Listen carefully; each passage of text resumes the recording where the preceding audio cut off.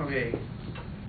I remember growing up, my mom used to tell me, you gotta be constant with doing your homework, doing your schoolwork, going to school. You gotta do it over and over and over again. And I would always argue with her. And my quote today is the only completely constant people are the dead people. And it's true, because I remember growing up, my mom used to argue with me, and she's like, oh, you know, I'm always constantly at home picking up the house, you know, doing all these chores, blah, blah. She made it sound like she was doing it non-stop. But I remember when I used to stay home, I used to ditch school or get sick, and she would not like be doing anything constantly, no matter how much claimed she was.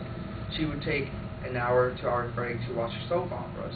Well, that's not constantly. You know, you're taking a break. You know, I'm at school. I'm always doing work. But you're sitting here complaining about how you always have to pick up, but you're not constant on it. You're always, you know, taking a 2-hour break to watch your soap operas.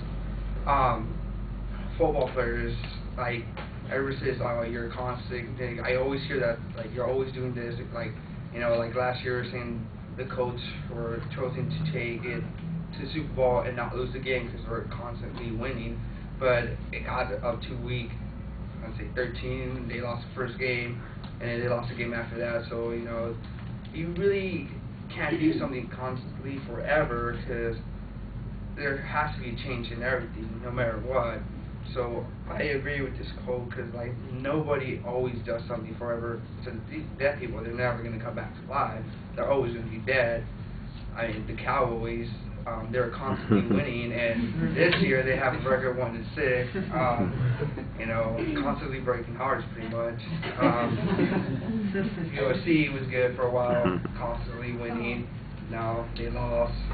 Great example, they lost to Oregon this weekend. I mean, there's nothing constant in life. Maybe for a while, but not forever. So I totally agree with this. You know, only the dead people are constant. They're never going to come back to life.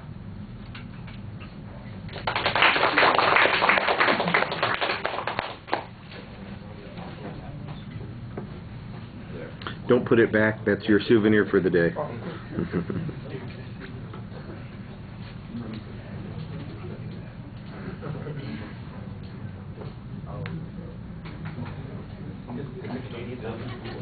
Yes. You get it, man. You get it tough. You get it. Okay, there goes the roadie.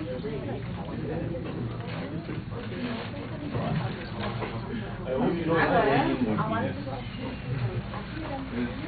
That's all they have.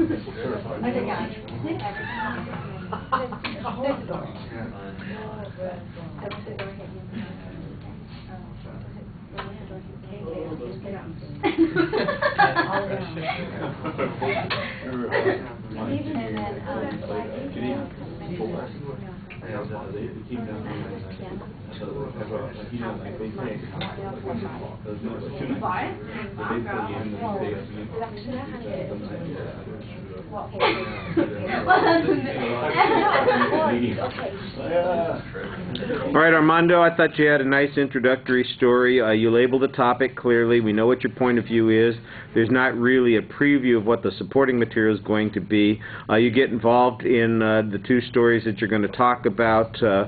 And when you're talking about the stories, I think you do a pretty good job. You sound enthusiastic and you're going into it. You need to look around at the audience a little bit more. You have a tendency to look to this side of the room and up a bit, and I think you need to be a little bit more engaging. Your facial expressions are a little bit impassive. You had some gestures, some okay indicators, but they seemed repetitive after a few minutes.